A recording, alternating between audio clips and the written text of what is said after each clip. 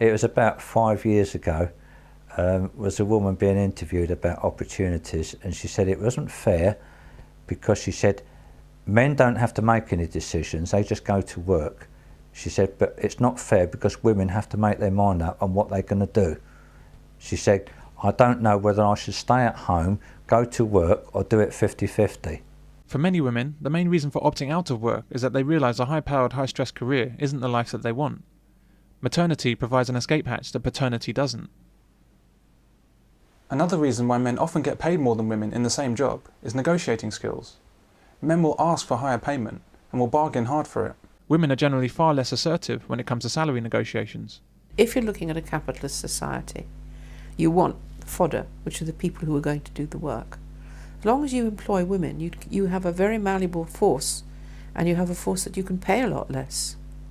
I was in a job where another guy that I started with was earning more than me in the same role. The reason he got more was because he did a better job of negotiating his salary at interview. I didn't look elsewhere for reasons why I received less, because I knew the fault lay with me. Women don't seem to understand this basic rule of employment. You'll be paid the least amount that you'll accept. In a market economy such as ours, if women could truly be paid less for doing the same work, companies would hire only women. Rather than a pay gap that exists and shouldn't, the real issue is a pay gap that should exist but doesn't. Women are often in the same job as men, but don't do the same job. They have the same job title and receive the same pay, but every man that works with her knows that it's not the same as working with a man. For example, in the army, women take substantially fewer risks than men, yet they're paid the same. That's why these shots are quite amusing. There are virtually no female soldiers that require body armour, let alone female journalists. This guy's probably wondering why she's wearing body armour so far from the fighting. Women are not required to undertake frontline roles, and they're restricted from going anywhere near the most dangerous areas. As a predictable result, men get killed and women don't. But there are no protests from female soldiers, or women in general, about this lack of equality. They seem quite okay with it. And yet these women expect the same opportunities for promotion as men. They expect to achieve the ranks that empower them to send men into combat, whilst they stay safe. And if they don't get promoted as often as men, of course they sue for sex discrimination. In the army, women are not put in the front line, but they expect to be paid the same. I mean, I think that's outrageous, actually.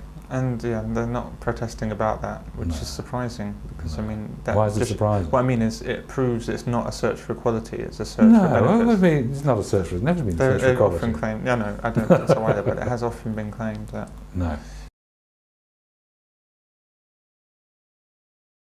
For example, if you're a white man and want to become a policeman in London, you have very little chance of it, no matter how good your qualifications and aptitude. If you're a woman, however, the barest minimum educational and physical standards are required to walk into a job. This is to increase female representation in the police force. But why? What does a woman bring into the police force that's so special that it must be supported with affirmative action?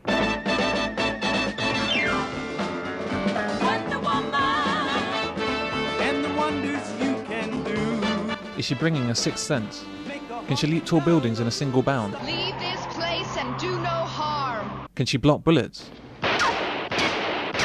Does she have superior interrogation skills? You must now tell the truth. You are working with the Falcon. No, she can't do any of these things. We're regularly sold the story that police women can cut it with the men, but the reality is very different. Police women are, in general, quite simply a burden and a danger to their male partners, and are relatively ineffectual as police officers. They cannot adequately defend themselves, their partners, or members of the public from physical danger. This is why you almost always see a man and a woman paired up on the beat. It's general police practice that a man accompanies a woman. He is there to protect her. There is no one there to protect him, and yet they're paid the same. What police women bring to the job is a responsibility on police men to protect her, while simultaneously denying him the same protection. It's not as if policemen walk around feeling cursed that they're burdened with female colleagues. WPCs are undoubtedly very competent police officers in most respects. But policemen are very well aware that it's not the same as working with a man. The risks are very much one-sided.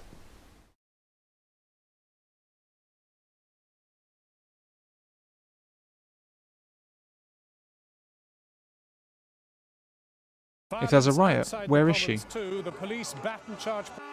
Well, there she is, trying to get a view of the action safely behind the men. When a door needs to be kicked down, what can she do? Well, she can hold his hat.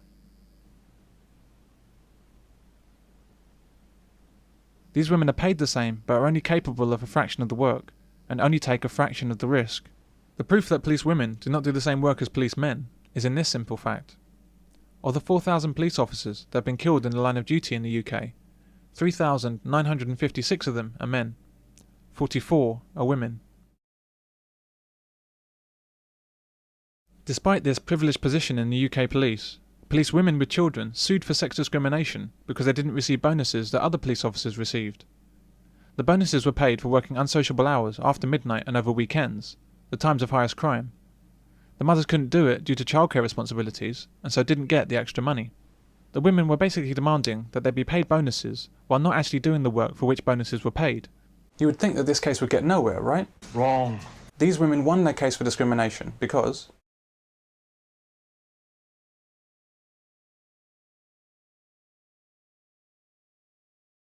if the work in the daytime is just as hard and dangerous as the work after midnight, why are there bonuses for night work?